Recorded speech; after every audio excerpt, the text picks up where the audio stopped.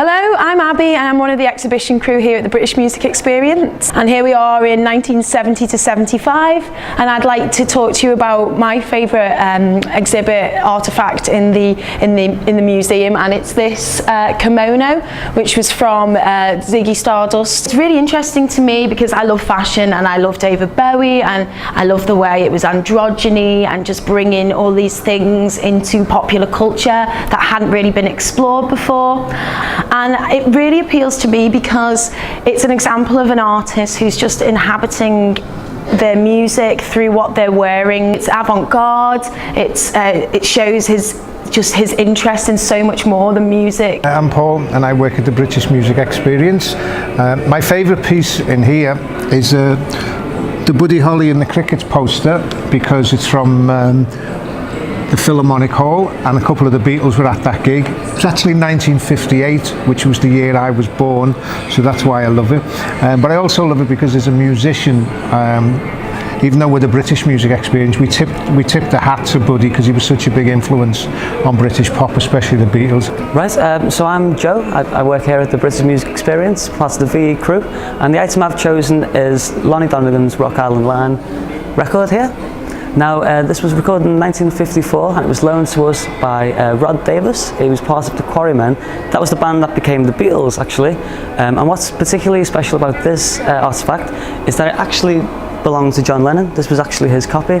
And it's mad to think that we have something here that inspired someone who inspired so many of our musicians. I think it's brilliant having it here, you know. I think it kind of humanises John Lennon. I mean, he's my favourite artist and I absolutely adore him, and it's great to think of him as just like us, just a real big fan of music. Hi, my name's Adam and I work here at the BME, have done since we've opened. And my favourite artefact in the BME is the Union Jack guitar played by Noel Gallagher. Oasis are my favourite band and kind of what it symbolises.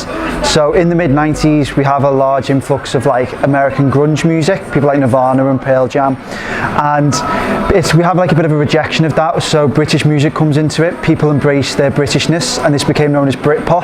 So they started singing in British accents, and the Union Jack itself became like a fashion statement. And it's also at this point where Oasis comes into it. So in 93, 94 they start to make it big, and in the mid-90s they start to rule the world with albums like What's the Story, Morning Glory, and they also play a concert at Nebworth House to 250,000 people, and the Union Jack guitar played by Noel is kind of like the iconic photo of that, and it just symbolises that Britain was on top of the world culturally and just shows you that they were absolutely massive at that point. Well, my name's Joe, I'm 28 years old, I'm from Widnes, and I've chosen here the Gibson area in the British Music Experience to talk about, to try and give you a bit of insight into what we're about here and what we have on offer. So we have a lot of interactive instruments, guitars, acoustic and electric.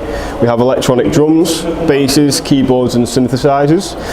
It makes no difference if you already aren't a musician already. We have interactive tuition on each of the instruments in the space, beginner, intermediate and pro, so there's something for everyone. And we encourage you to get involved with all the instruments and have a bit of a play about, really.